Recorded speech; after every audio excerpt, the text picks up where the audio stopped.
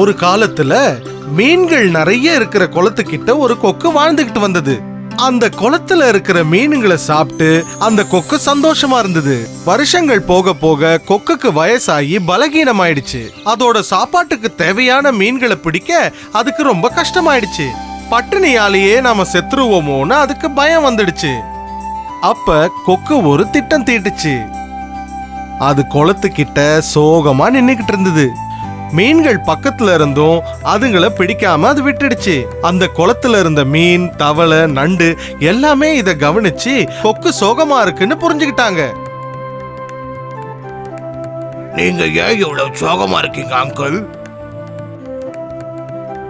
ஆமா, நீ ஏன் எப்பவும் போல மீன்களை பிடிக்க மாட்டேங்கிற? நான் ஒரு மோசமான செய்தி கேட்டேன். இங்க உள்ள மக்கள் குளத்துல மண்ணை போட்டு இங்க நிறைய செடி வளர்க்க போறாங்கன்னு கேள்விப்பட்டேன். அப்படி நடந்துட்டா அதுக்கப்புறம் சாப்பிட எனக்கு எந்த மீனுமே கிடைக்காது. நீ தான் என்னுடைய நண்பன். நீ மட்டும்தான் எங்களை காப்பாற்ற முடியும். தயவு செய்து எங்களை காப்பாத்து. தயவு செஞ்சு எங்களை வேற குளத்துக்கு கூட்டிட்டு போங்க. எனக்கு ரொம்ப வயசாயிடுச்சு. ஒவ்வொருத்தரையா கொண்டு போய் விட்டுட்டு மறுபடியும் வரணும்.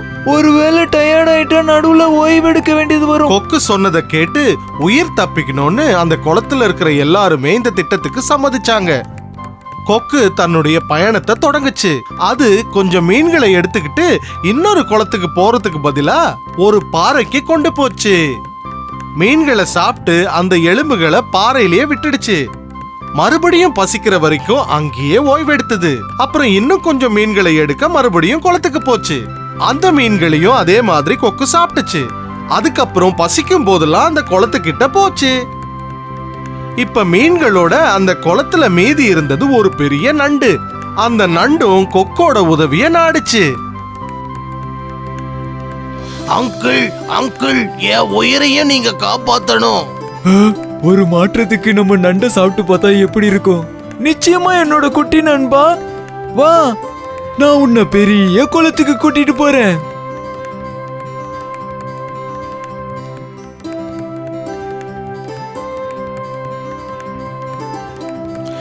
கொக்கு தன் ரக்கைகளை விரிச்சு நண்டோட வானத்துல பறக்க ஆரம்பிச்சது. ஆனா நண்டு கீழே பார்த்தப்ப ஆழமான குளத்தையே அதால பார்க்க முடியல.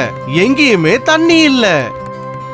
அங்கிள், நீங்க என்ன அழைச்சிட்டு போறேன்னு சொன்ன பெரிய குளம் எங்க அங்கிள்? நான் உன்னை சாப்பிட போறேன்.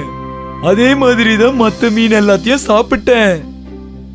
பயந்து போன நண்டு கீழே பார்த்தப்ப நிறைய மீன்களோட எலும்பு ஒரு பாறையில இருந்தது.